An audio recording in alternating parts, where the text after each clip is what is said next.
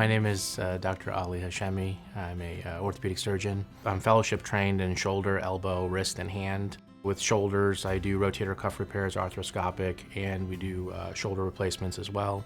Elbow replacements, elbow surgery, wrist and hand surgery, microsurgery, involving tendons and nerves as well.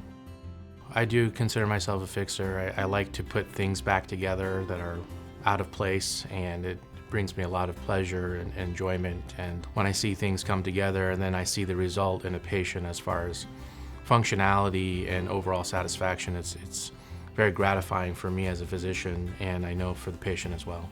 The biggest thing I think for patients is fear of the unknown and not knowing what's going to happen during surgery. And that part of that, as a physician, I think our responsibility is to educate the patients and be on the same level and speak their language. That patient needs to trust you for them to go under the knife, and I think that starts with that communication.